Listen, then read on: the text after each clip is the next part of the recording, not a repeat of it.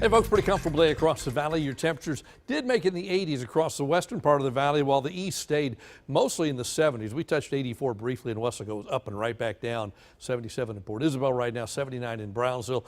Here's what feels good. Look at the dew points. Low 50s, mid 50s, depends on where you are. Even up at Edinburgh at the airport, 45 the dew point. We'll put an average on the muggy meter of about 53, so we're down in that comfortable range pretty much across all of the valley, and that'll set the stage for a nice evening with kind of a mix of clouds and sun as the sun gets ready to set here in an hour and a half or so.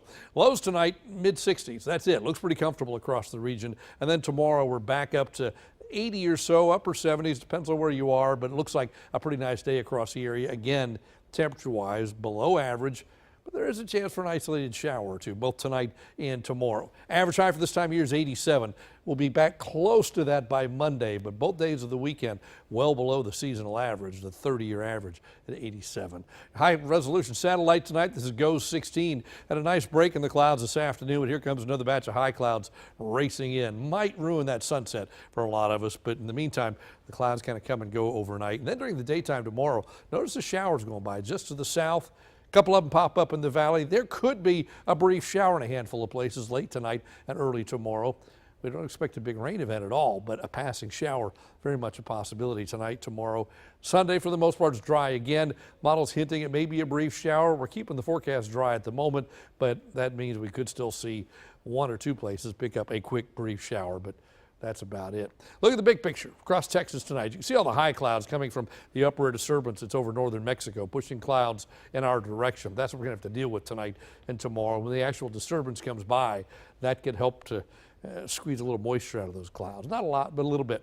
Rest of the state, 79 in Dallas, and as you come south down I-35, it gets cooler and cooler. Then you get to Laredo, it's warmer at 81. High pressure and control, that builds into the state tonight and tomorrow, eventually moving eastward. Once it goes to the east, our wind will come back off the Gulf of Mexico. Southeast flow then stays with us for a while.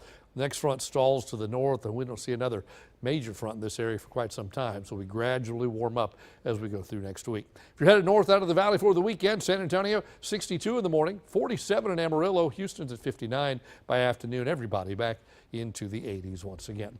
So tonight, at the coast, winds will be out of the east-southeast about 5 to 10, a light chop, very high UV. No advisories with a low risk of rip currents. Across the rest of the valley, a stray showers possible, a low of 63, then tomorrow back to 79, mostly cloudy. Can't rule out a brief shower, but for the most part, it's just mostly cloudy. Next 7 days, we go 79, 81, 86. Then we just keep going up from there, 89, 92, 93, even in the low 90s by Friday of next week. The wind picks up next week, but the weekend, mostly cloudy, brief shower, a high of about 80 with lows in the 60s. That is your updated First Warn 5 forecast.